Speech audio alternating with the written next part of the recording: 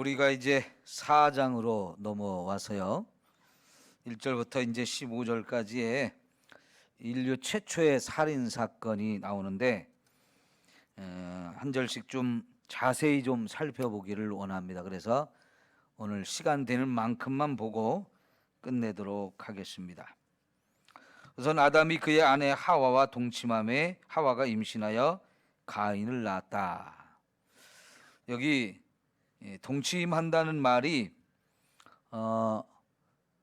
야다라고 하는 히브리어입니다. 야다. 제가 왜 이 단어를 설명을 드리려고 하냐면, 야다라는 말이 여러 가지 의미로 쓰이는데 첫 번째 의미는 안다는 의미예요. 안다. 근데 안다고 할 때 지식적으로 아는 게 아니고 경험적으로 안다는 뜻입니다. 우리가 백문이 불여일견이다라는 말을 하잖아요.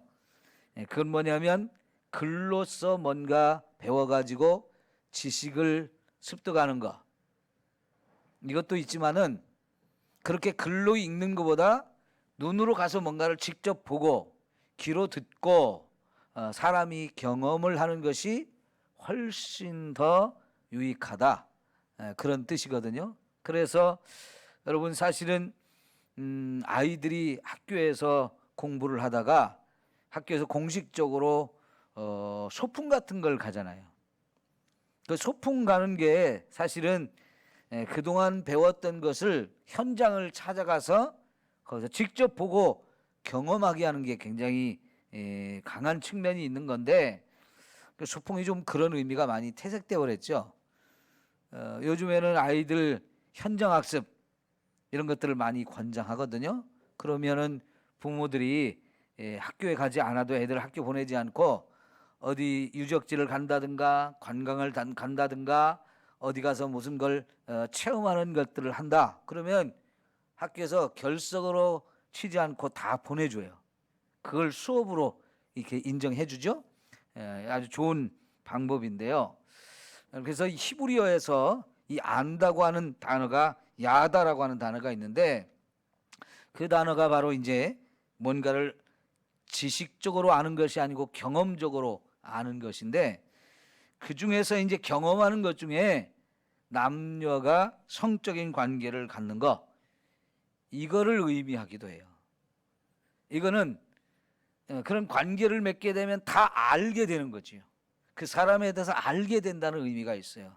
근데 이 단어가 특별히 우리가 어디에서 사용이 되냐면 19장에 소돔과 고모라 사건이 나오잖아요.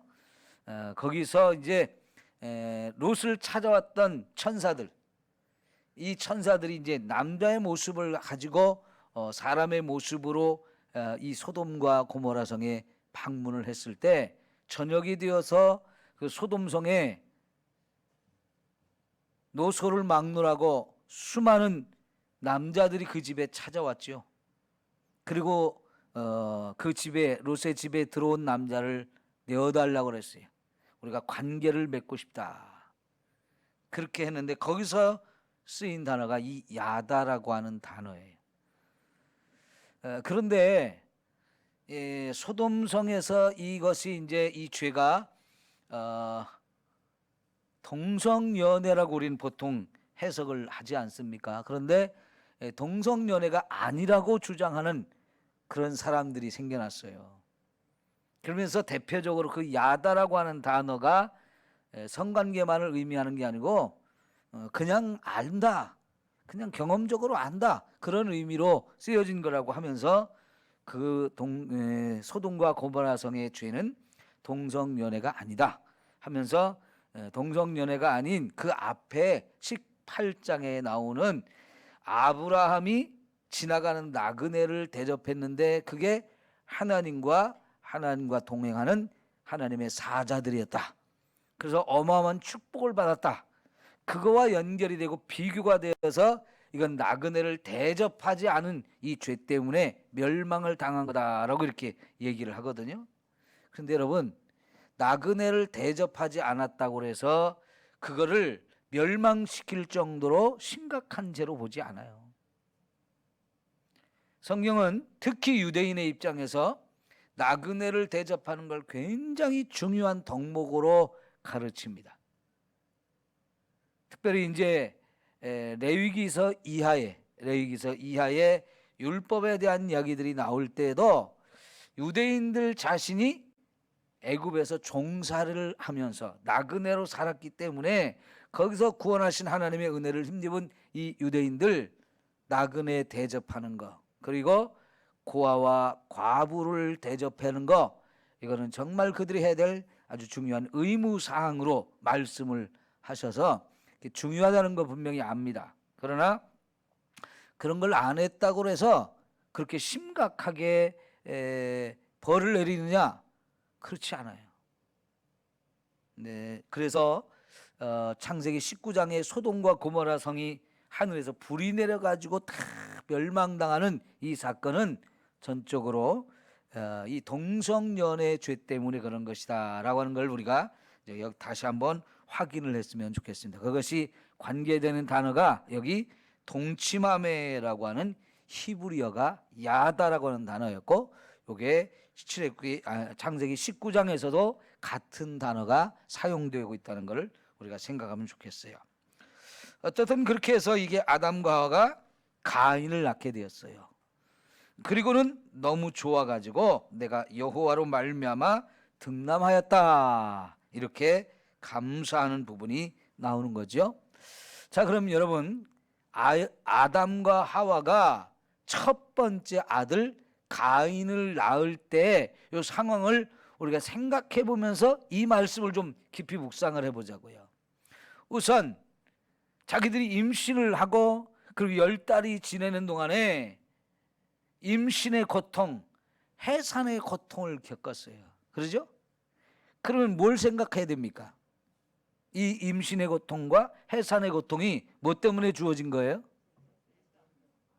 죄 때문에 하나님이 하와에게 내린 심판이었잖아요. 그러니까 이제 그때부터 우리의 죄가 이러한 결과를 가져왔구나 하면서 자기의 그 고통을 통해서 자기가 하나님 앞에 범죄했던 그 사건을 계속 떠올리면서 아마 회개를 많이 했을 것 같아요.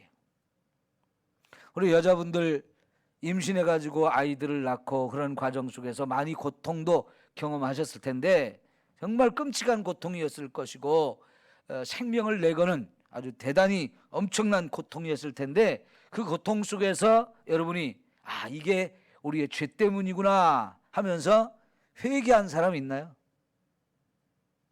그랬으면 좋았을 텐데. 그러니까 이런 것들이 저와 여러분의 죄를 생각나게 하는 것이 되어야 되고요.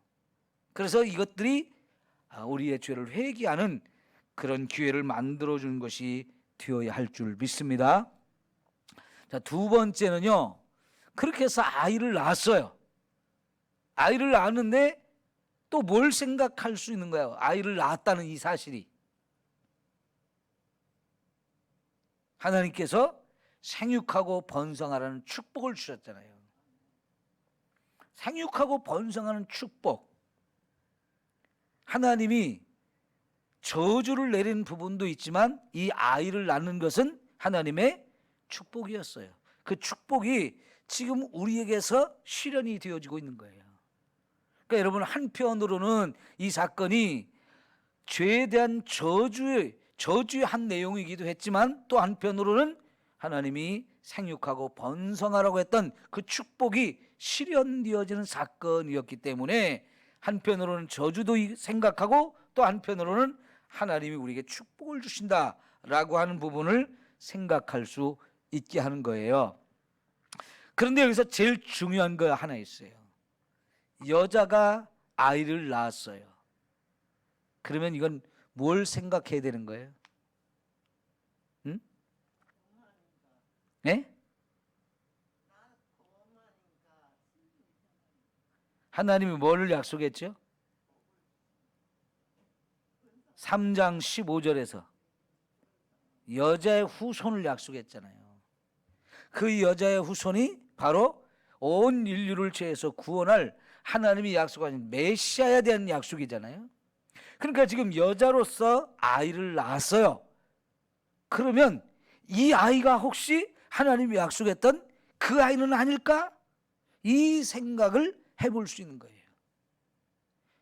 그러면서 이 아이가 아니더라도 언젠가 하나님이 약속했던 여자의 후손을 주겠다는 그 약속이 이제 분명히 있으니까 하여간 자식을 낳고 하면서 이제 이들은 하나님이 약속했던 그 여자의 후손, 인류를 구원하러 오신 그분에 대한 소망을 가지고 기다리는 거예요. 누구일까 하면서 소망을 가지고 여자의 후손을 기다리는 마음을 갖게 하는 거죠. 지금 이 아이가 아니더라 할지라도 언젠가 누군가를 통해서 분명히 그런 하나님이 약속했던 여자의 후손이 태어날 것을 믿음으로 기다릴 수 있는 거지요. 오늘 새벽에 말씀을 드렸잖아요. 하나님이 약속했던 이 여자의 후손이야말로 인류의 유일한 희망이다.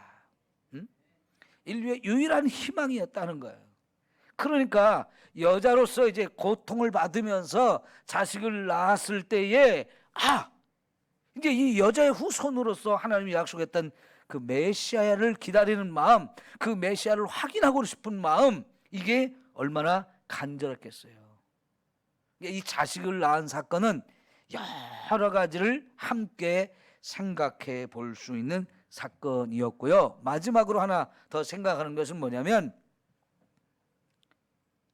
자기들의 몸에서 이제 한 생명이 태어났어요. 한 생명이 태어났어요. 이건 최초의 인간이 최초의 자녀를 낳은 사건이에요. 그거는 마치 하나님께서 자기들 아담과 하와를 창조하신 사건과 거의 비슷한 사건이에요. 그러죠? 한편으로는 우리도 뭔가를 해냈다. 하나님께서 우리를 창조하신 것처럼 우리도 우리의 몸에서 한 생명에 태어나는 어마어마한 일을 경험한 거예요. 처음 낳았잖아요, 아들을. 그죠? 아이를 처음 낳았잖아요. 그랬을 때 마치 자기들이 하나님이 된 것 같은 그런 기분이 들 수 있었는데, 여기 감사한 것은 뭐냐면 내가 여호와로 말미암아 득남하였다 그러지. 내가 낳기는 낳았어요. 그죠? 내가 자식을 낳기는 했는데 누구로 말미암아서 낳았다고요? 여호와로 말미암아. 하나님의 은혜로, 또 하나님의 나와 함께 하심으로 하나님 때문에 이렇게 우리가 자식을 낳을 수 있게 되었다고, 내가 만들어낸 게 아니고 하나님이 주신 선물이라는 것을 고백하고 있어요. 그러죠? 네, 여러분, 분명히 이것은 창조에 버금가는 사건이에요. 하나님이 인간을 창조하시던 그 창조에 버금가는 사건인데, 이렇게 어마어마한 일들이 자기들에게 벌어졌는데 이것이 우리가 한 게 아니고 하나님으로 말미암아서 되어졌다라고 고백을 하죠. 여러분, 저와 여러분의 삶이 항상 이런 감사의 고백, 또 하나님께 영광 돌리는 이런 고백이 되어지기를 축원합니다. 이런 고백이 있는 삶이 돼야 돼요. 내가 했어. 그러면 그때부터 우리는 죄의 길로 가는 거예요.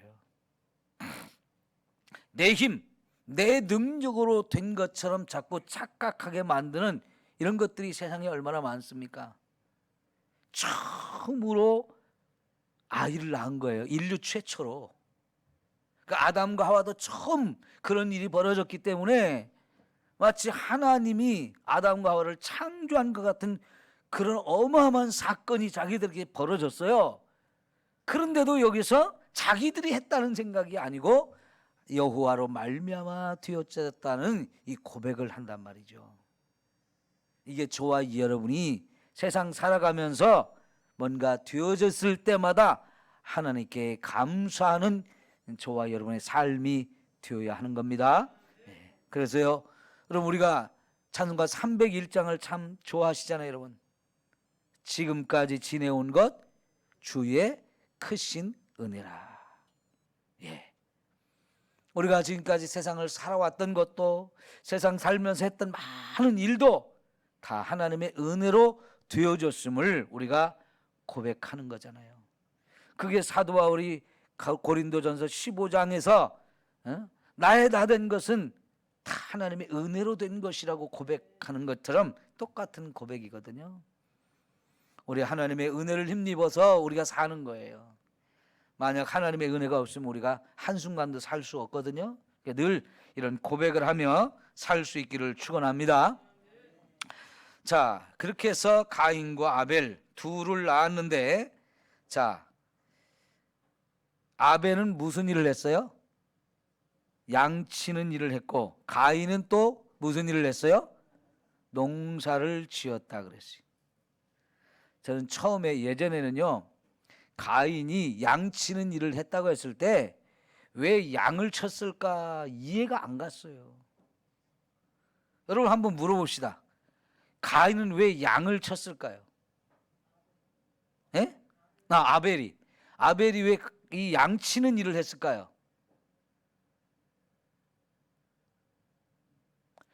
그거 양을 쳐가지고 돈벌이가 되나요? 먹지도 못합니다. 지금은 양을 잡아먹기 때문에 이게 중요한 생계 수단이 돼요. 그런데 지금 아벨이 양치기를 하는 것은 팔아먹을 수도 없잖아요. 물론 옷은 해 입을 수 있죠. 그거 양 잡아가지고 지금 하나님이 가죽옷을 해 입혔기 때문에 이들한테 옷은 가죽옷이 최고의 유행하는 최고의 걸작이었을 거예요. 제일 많이 입는 것이었을 거예요. 그러니까 양을 치면 그 가죽을 벗겨서 옷을 만드는 일을 하니까 물론 그거는 도움이 되겠지만 이게 먹는 것이 아니기 때문에 그렇게 좋은 돈벌이는 안 됐을 거예요. 그런데 양을 치는 걸 직업으로 삼았다고요? 왜 그런 것 같아요?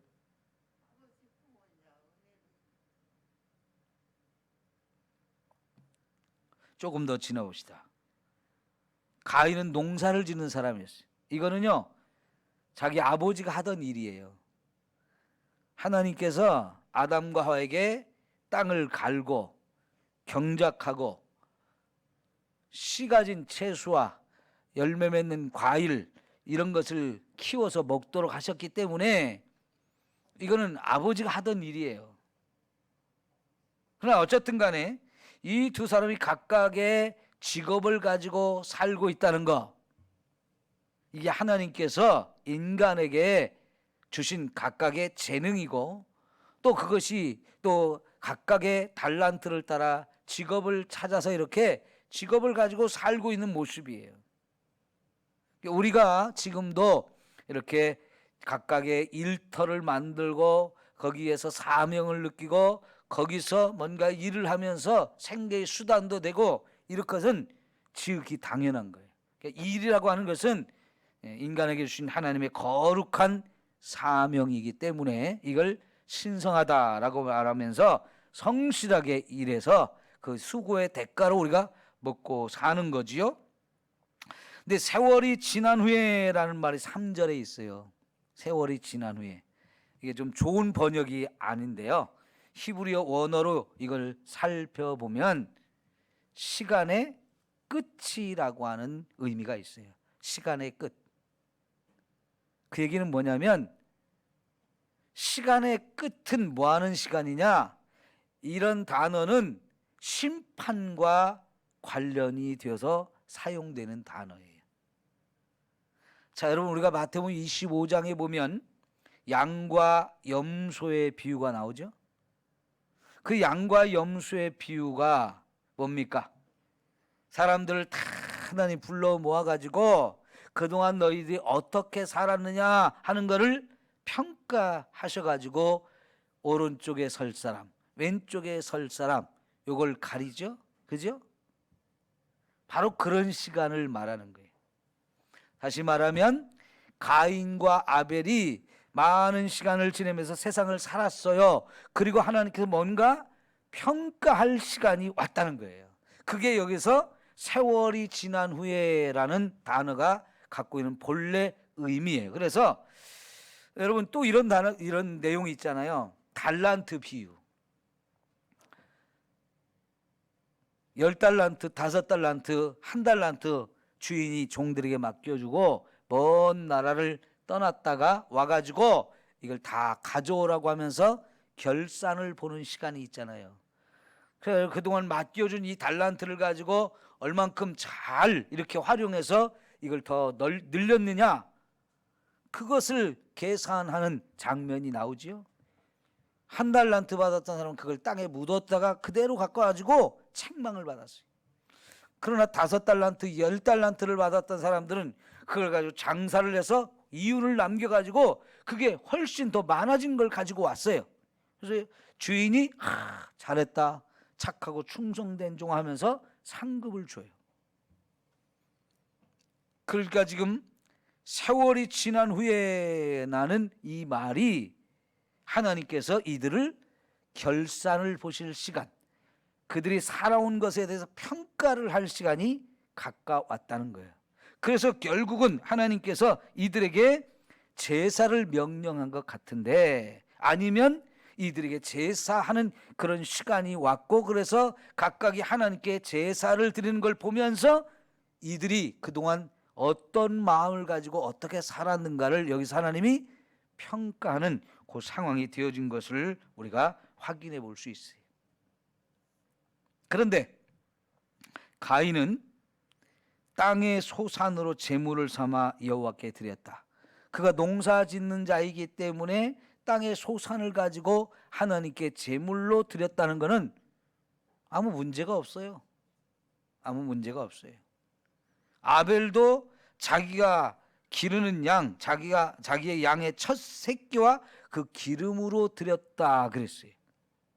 그런데요, 여기 아벨이 첫 새끼를 드렸다고 했을 때 첫 새끼가 이게 복수로 되어 있어요. 그래서 원래는 첫 새끼들, 그리고 거기서 그걸 잡았을 때 나오는 기름, 이렇게 표현이 되어지는데, 기름이라는 말이 우리가 생각할 때는 조금 부정적인 의미가 있어요.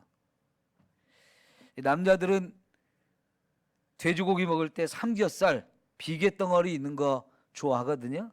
그런데 건강을 생각하는 의사들의 입장에서는 그런 돼지 기름 있는 거 먹지 말라고 그러죠. 콜레스테롤 많이 올라가서 건강에 좋지 않다고 하는 거예요. 그러니까 우리 그런 의미에서 이 기름이 있는 거 별로 안 좋은 것으로 생각하는 경향이 있는데, 여기서 말하는 기름은요, 좀 기름지고 살지고 아름답다는 의미가 있어요. 그러니까 여러분, 사람이 좀 잘 먹어가지고 살도 찌고 그러면 그런 사람한테 기름이 좔좔 흐른다 이러잖아요, 그죠? 그런 표현이라고 보시면 돼요. 그러니까 지금 이 아벨이 양의 첫 새끼들과 거기에서 나오는 아주 기름진 그 고기들, 그 중에서도 최고 좋은 고기 부분을 가지고 하나님께 제물을 드렸다. 그래서 여기서 이제 가인이 드린 것과 아벨이 드린 것이 뭔가 비교가 되는데, 거기서 느껴지는 것은 뭐냐면 이제 이 제물이 하나님께 드리는 거예요. 하나님께 드리는데 어떤 마음으로 드리느냐? 존경과 감사의 마음을 가지고 드리는 거예요. 존경과 감사의 마음을 가지고 드리는 건데, 가인한테는 그 제물을 하나님께 드리기는 하는데 존경과 감사의 마음이 없었고, 또 아벨에게는 그 제물을 드리는데 거기에 자기 마음속에 존경과 감사의 마음을 담아서 드린 것을 볼 수가 있어요. 그걸 어디서 확인할 수 있느냐? 양의 첫 새끼를 드렸다는 거예요. 첫 새끼. 이 첫 새끼는 그게 대표거든요. 대표. 나머지 모든 것을 다 포함하는 의미예요. 우리가 아담이라고 하는 사람의 이름이 아담인 것도 이 사람이 첫 번째 하나님 만든 인간이고, 모든 인간은 그의 후손으로 태어나기 때문에 이 아담은 모든 인간의 대표자예요. 이후에 창세기 이후에 또 특별히 출애굽기나 레위기나 이런 데서도 보면 첫 새끼를 하나님 앞에 제물로 드릴 것을 말하고 있어요. 특별히 유월절 사건에서 그 유월절 사건이 지나고 난 다음에 하나님께서 유대인의 모든 장자는 다 내 거다, 하나님 말씀하세요. 그 이유는 뭐냐면 장자들을 하나님의 것으로 삼으면서 그 장자가 대표자이고 결국은 가정마다 모든 자녀들이 많이 태어나도 그 모든 자녀가 다 하나님께 드려진 존재다라는 그런 의미가 있거든요. 그래서 추수할 때도 첫 예물, 첫 열매 이런 것은 하나님께 드리잖아요. 그걸 드리면서 이 모든 것이 다 하나님이 주신 것이고 이게 다 하나님의 것입니다, 이런 고백이 있는 거예요. 11조도 마찬가지고요. 그래서 여기 첫 새끼를 드렸다는 것은 첫 새끼가 의미하는 모든 것을 드렸다는 말이 되고, 그 중에서도 아주 기름진 부분을 이렇게 하나님께 예물로 드렸다는 것을 보면 아벨은요 정말 하나님께 감사와 존경의 마음을 담아서 드린 것을 우리가 볼 수 있어요. 그래서 여러분, 여기서는 정확하게 가인이 드린 예물, 아벨이 드린 예물이 뭐가 문제가 있어서 가인 것은 받지 않고 아벨 것은 받았느냐, 이게 여기서는 그런 부분이 이제 아주 더 정확하게 나오지는 않는데, 이게 신약의 두 곳에서 확인해 볼 수 있는 구절들이 있죠. 우선은 히브리서 11장을 봅시다.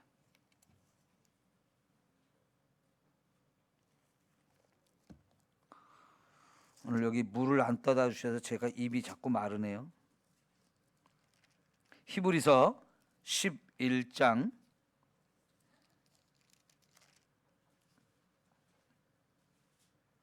4절 볼까요?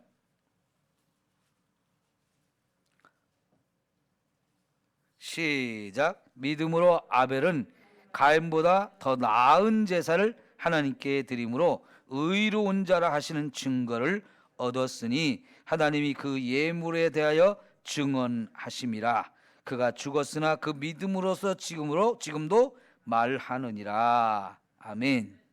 자, 가인보다 아벨이 더 나은 제사를 하나님께 드렸다고 그랬죠. 그 더 나은 제사를 드린 이유가 뭐라고요? 믿음으로 그랬어요. 그러니까 아벨은 이 제사를 드릴 때 믿음으로 드린 예배했다. 믿음으로 드린 예배했다는 것을 우리가 알 수 있는 거예요. 그러면 가인은 믿음으로 드린 예배가 아니었다는 뜻이죠. 이게 첫 번째 우리가 확인해 볼 수 있는 내용이고요. 두 번째는 조금 넘어가면 요한일서가 나와요. 요한일서 3장 12절 볼게요.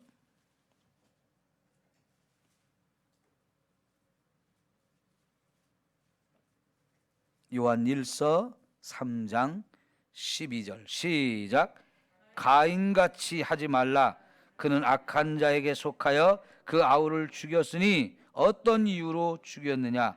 자기의 행위는 악하고 그의 아우의 행위는 의로움이라. 물론 이게 제사에 대한 이야기가 아니고 가인이 동생 아벨을 죽인 이야기입니다만은, 여기서 그 가인이 동생 아벨을 왜 죽였다고 그래요? 네? 악한 자에게 어땠다고요? 속하여 가지고, 악한 자에게 속해서 결국은 동생을 죽이는 이 심각한 죄를 범했다는 거예요. 자, 이 두 가지를 놓고 우리 다시 4장으로 돌아와서 살펴봅시다. 여러분, 가인과 아벨이 하나님께 제사를 드렸는데 이 제사를 드리는 걸 언제부터 하게 됐을까요? 하나님께 제사 드리는 거 언제부터 했을까요? 자기 아버지 어머니가 하는 것을 배워서 이들도 따라 했겠죠. 물론 그 얘기는 없어요. 창세기 3장과 4장 1장부터 쭉 봐도 아담과 하와가 하나님께 제사 드렸다는 얘기가 없습니다. 제사 드린 얘기는 여기 4장에서 처음 나와요. 그렇지만 이게 인간이 하나님께 드린 첫 번째 예배는 아니었을까라는 생각을 해볼 수 있어요. 자기 아버지 어머니가 먼저 하나님께 예배하는 자가 되었고, 그래서 그 아버지 어머니를 통해서 하나님을 예배하는 걸 배웠고, 그래서 그들도 예배를 하는데 어느 순간부터 가인 큰아들은 하나님께 예배하는 부분에서 자꾸 마음을 다하지 않는 거예요. 믿음을 다하지 않는 거예요. 그런데 아벨은 하나님께 예배하는데 최선을 다하고 있어요. 여러분, 지금 우리가 오늘 새벽에 하나님께서 이 아담과 하에게 가죽옷을 지어 입힌 얘기를 우리가 살펴봤거든요. 그것이 최초의 살생이라고 말씀드렸어요. 성경에 나오는 최초의 살생입니다. 하나님이 아담과 하와가 입은 그 무화과 나무 잎으로 해 입은 옷, 그게 햇빛이 내면 다 이렇게 또 말라가서 다 금방 부서지니까 그걸로는 우리 인간의 수치를 가리기가 불편하잖아요. 그래서 하나님이 더 좋은 가죽옷을 지어 입히는데, 이 가죽옷은 이 아담과 하와를 대신해서 짐승을 죽이는 것이 있어야만 가죽옷이 나오는 거예요. 그래서 아침에 제가 이것은 피 묻은 옷이다 라고 말씀드렸죠. 인간이 죄를 지어놓고도 이 부끄러움과 수치를 스스로 해결할 수가 없기 때문에 우리가 가진 그 방법이란 건 완벽하지 않고 늘 불편함을 주는 그런 방식이기 때문에 하나님이 제일 좋은 방법으로 짐승을 죽여가지고 가죽옷, 피 묻은 옷을 해 입히신 거예요. 자, 거기서 하나님께서 이렇게 짐승을 죽이는 사건을 아담과 하와도 봤고요. 그래서 그 짐승을 잡아서 하나님께 제사 드리는 것을 그들도 이제 배웠을 것이고, 그것이 가인과 아벨에게도 전수가 되어졌을 건데, 그래서 아벨이 하나님께 제물을 드릴 때에 양의 첫 새끼를 가지고 드리면서 그 고기를 하나님께 드리는 거예요. 그런데 아벨은 이렇게 부모로부터 배운 하나님을 예배하는 방법 그대로 배워서 열심히 하나님 기뻐 받으실 만한 예배를 드리는 거죠. 근데 언제부턴가 가인의 마음속에는 하나님을 예배하는 일에 최선을 다하지 않는 거예요. 열심을 다하지 않는 거예요. 믿음이 없어지는 거예요. 그러다 결국 하나님 보셨을 때, 야, 네가 드리는 제물 그리고 너의 마음 내가 봤을 때 나 받을 수가 없어. 5절을 보시면 5절 가인과 그의 제물은 받지 않았고요. 4절 보면 아벨과 그의 제물은 받으셨다. 그러니까 제물 전에 아벨, 제물 전에 가인을 먼저 말씀하셔요. 너희들의 그 제물 내가 받느냐 안 받느냐, 그거는 너희들의 마음이 먼저 중요하다는 거예요. 아벨, 너의 마음을 보니까 그 제물까지 내가 다 받을 수 있겠다. 가인, 너의 마음을 보니까 너의 제물도 받을 수가 없다. 이렇게 되어진 거예요. 하나님은 우리의 중심을 보시는 분이라고 그랬죠. 감찰하시는 분이기 때문에 하나님이 모르시는 게 없어요. 우리의 마음, 우리 스스로도 모를 때가 많고 남의 마음은 더더욱 우리가 알 수가 없지만 하나님은 좋아요. 여러분, 마음의 깊은 생각까지도 다 살피시는 분이기 때문에 지금 가인의 제물을 받을 수 없는 이유가 그 가인 자신에게 있는 거예요. 마음에 믿음이 없는 거예요. 그러니까 하나님 받을 수가 없지요. 결국 그렇게 되니까 여러분 5절 가인이 몹시 분하여 안색이 변했다. 누구한테 분노하는 거예요? 하나님께 분노하는 거예요. 안색이 변했다는 얘기는 그 속에서 분노의 감정이 일어나는 것을 억제하지 못해가지고 그게 얼굴로 표현이 되는 거예요. 그럼 하나님 뭐라고 하냐면, 야, 네가 어찌해서 이렇게 분하냐, 그리고 안색이 왜 변하냐라고 말씀하시는 거예요. 이 얘기는요, 어찌하여라고 하나님 물으시는 거거든요. 책망하면서 물으시는 건데, 너 그 분노 일으키는 그 감정 옳지 않아. 그리고 그걸 관리를 못 해가지고 얼굴에까지 그 분노의 감정이 막 이렇게 드러나고 하는 거, 그것도 옳지 않아 하면서 하나님이 이 가인의 행동과 이런 태도에 대해서 지금 책망하셔요. 여러분, 저와 여러분의 감정이 희노애락의 감정이 다 왔다 갔다 하는데 절제할 줄을 알아야 돼요. 관리할 줄을 알아야 돼요. 감정이 일어나는 대로 막 폭발해버리면 어떻게 됩니까? 심각한 문제가 많아요. 우리 다 감정이 있는 사람들이지만 그 감정을 잘 관리할 줄 알아야 되는데, 지금 하나님이 이렇게 말씀하실 때는 가인이 빨리 자신의 잘못을 깨닫고 회개하면서 하나님, 제가 잘못했습니다 했으면 좋을 텐데요, 오히려 가인은 하나님께 더 역정을 내요. 제가 분노하는 거 맞습니다. 제가 분노하는 거 당연합니다. 왜 제 거는 안 받아줘요?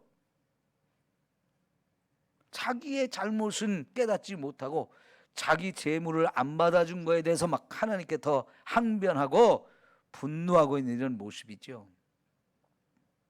여러분, 3장과 4장에서 가장 심각한 문제가 되는 것은 죄거든요. 하나님은 죄인도 늘 찾아오세요. 그 죄인을 찾아오는 이유가 뭡니까?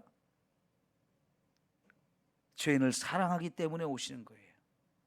그 죄인으로 하여금 죄를 깨닫게 해서 그 죄를 회개시켜 가지고 그 죄를 떠나서 이제 바르게 제대로 살기를 원하시기 때문에 하나님이 찾아와 주시는 거거든요. 여러분, 우리는 사람이 나한테 잘못을 하잖아요.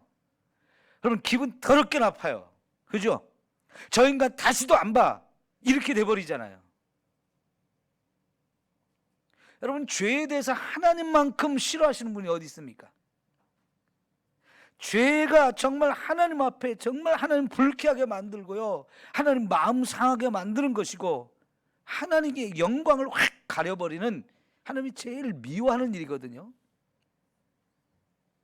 그럼에도 불구하고 하나님은요, 그 죄인이 죄졌다고 너 이제 끝, 난 너 안 본다, 넌 무조건 심판이야, 이렇게만 하시는 분이 아니거든요. 그래서 죄인을 찾아오시는 첫 번째 이유는 하나님이 우리 죄를 깨닫게 하시려는 거예요. 그런데 안타깝게도 죄는 우리를 자꾸 뻔뻔하게 만들어요. 하나님이 이렇게 죄를 지적하고 가르쳐주고 보여주시는데도 불구하고 인정을 안 하려고 하죠. 회개는 더더욱 안 하게 만들죠. 이게 죄가 가진 속성이에요. 여러분, 저와 여러분이 이 죄의 속성에 우리가 속으면 안 돼요. 특별히 믿음을 가진 저와 여러분이라면 죄에 대해서는 철저하게, 하나님 잘못했습니다, 나 죄인이에요, 그거 맞아요, 그거 제가 지은 죄예요, 자꾸 고백하면서 이거를 인정하고 회개하면서 하나님의 용서를 구하는, 이게 정말 하나님의 은혜예요. 저와 여러분이 살 수 있는 방법이에요. 하나님이 그걸 원하시거든요. 그 믿음을 가진 사람들은 이게 빨리빨리 퇴제돼요. 인정하는 걸 빨리 하고 회개를 빨리빨리 하고, 그래서 하나님의 은혜를 힘입어야 그 길이 살 길입니다. 여러분, 그래서 결국은 여기 가인은요, 점점 더 심각한 죄의 길로 가요. 자기의 죄를 인정하지도 않죠, 회개하지도 않죠. 그럼 자꾸 자기 감정만 내세우면서 자꾸 화만 내고요, 얼굴 안색이 변해가지고, 사실은 화 더 나는 게 하나님이고 안 봐야 될 분이 하나님인데요, 죄는 지가 놓고 지가 승질내면서 지가 하나님 안 본다고 그래. 뻔뻔하잖아요.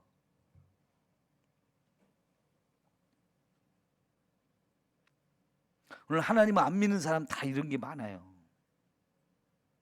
그 하나님 안 믿는 사람과 우리는 달라야 돼요. 달라야 돼.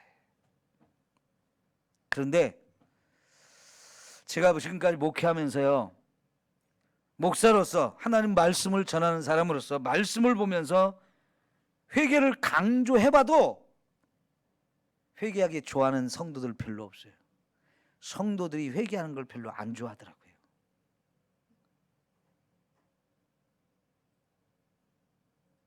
여러분, 이게 바뀌어야 돼요. 이게 바뀌어야 돼요. 우리의 죄를 빨리빨리 깨닫고 빨리빨리 회개할 수 있는, 이게 최고의 은혜이고 가장 아름다운 모습이에요. 어차피 저와 여러분이 이 세상 살면서 죄를 떠나서 살기가 어려워요. 죄 안 짓고 살기가 어려워요. 죄 지을 가능성은 언제든지 우리에게 있어요. 그런 걸 인정한다면, 아우 내가 또 잘못했네요. 하나님, 제가 이렇게 미련하고 어리석어요. 말씀대로 살 줄 모르는 참이 못난입니다. 하나님, 그렇게 많은 은혜를 힘입었고 하나님 그렇게 많은 죄를 또 회개하고 용서받은 나지만 또 죄짓고 또 죄짓고 또 죄짓고, 하나님 너무 죄송해요. 볼낯이 없어요. 정말 부끄럽습니다. 그러면서 정말 철저하게 자꾸 회개하는 이 은혜가 우리에게 주어져야 되는데, 어쩌다 한번 회개하는 신용 내고 눈물 찔끔 흘리는 것 같은 그런 모습을 보일 뿐, 다음에 또 회개하라는 얘기하면 또 기분 나빠. 왜 이렇게 기분 나빠?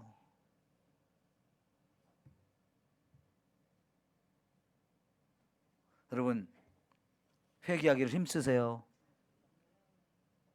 정말 여러분이 스스로가 회개하기를 힘쓰셔야 돼요. 제일 좋은 것은 여러분이 예배 전에 좀 일찍 와서 예배 드리러 오기 전에 내 생활 속에서 죄 지은 거를 스스로 찾아서 자꾸 회개하는 거, 이게 제일 좋은 거예요. 그렇게 회개하고 나서 하나님께 예배 드리면 나의 예배는 하나님께 바로 상달되는 예배예요. 하나님이 기뻐 받으신 예물이 돼요. 정결한 마음으로 하나님께 드리는 예배, 하나님이 얼마나 기뻐하시는 예배입니까? 결국 가인이 예배의 실패자가 됐기 때문에 인생의 실패자도 된 거예요.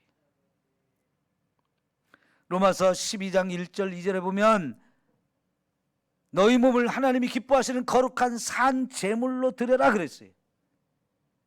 하나님은요, 저와 여러분이 드리는 거룩한 제물 기뻐 받으신다는 거예요. 그러니까 너희 몸을 하나님 앞에 거룩한 산 제물로 드려라. 그게 하나님이 기뻐하시는 제물이다. 하나님 받으시기 원하시는 제물이다. 그렇게 말씀하시거든요. 왜 그래요? 요한복음 4장 23절에 하나님은 영이시니 하나님께 신령과 진정으로 예배하는 자를 찾으신다 그랬잖아요. 그죠? 하나님이 받으실 만한 산 예배를 드리는 사람, 말씀과 성령으로 예배를 드리는 그런 참된 예배자를 하나님이 지금도 찾고 계신대요. 그 하나님 앞에 우리가 예배를 드리는 일에 최선을 다하고 하나님 받으실 만한 예물을 드리는 저와 여러분의 삶이 되어질 때 하나님 받으시면서 저와 여러분의 인생이 성공이 되는 거예요. 우리의 삶 속에서 최고의 성공, 그거는 예배의 성공이다. 여러분 생각하십시오. 세상적으로 성공하는 거, 돈을 많이 벌고 좋은 직장에 들어가고 명예를 얻고 권세를 얻는 거, 이게 성공이 아니고 하나님 앞에 예배의 성공자가 되기를 사모해야 된다는 얘기예요. 네? 이게 정말 하나님이 진정 우리에게 원하시는 거예요. 그럼 그 사람의 인생이 하나님에 의해서 아름다운 삶이 되어질 줄 믿습니다.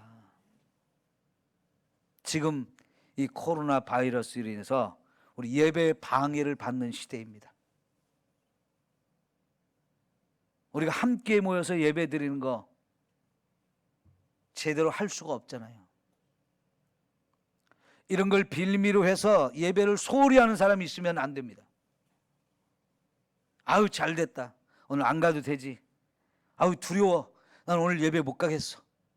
괜히 교회 갔다가 전염병 걸리면 큰일 난다. 주일날 예배 드리려고 하면 자식들이 전화가 오죠. 그죠?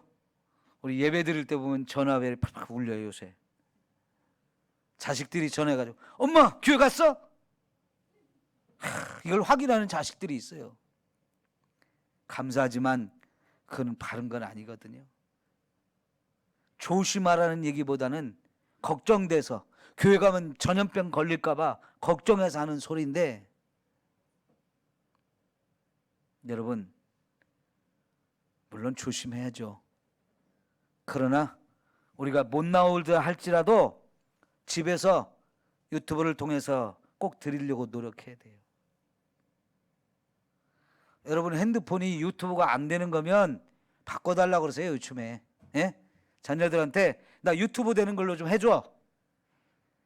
데이터가 좀 짧아가지고 돈을 싼 걸로 하다 보니까 데이터가 짧아서 몇 번 유튜브 보면 더 이상 못 보는, 여러분 돈 몇 푼 더 들이더라도 유튜브 볼 수 있는 걸로 요금제를 바꿔서라도 예배 드리셔야 돼요. 내 핸드폰은 안 돼요. 좀 비싼 거 바꿔달라고 해서 유튜브 되는 걸로 해서 가르쳐달라고 해서 여러분 드리셔야 돼. 교회 못 나오는 시간이 되더라도 유튜브에 예배 드리는 거 다 올라 있어요.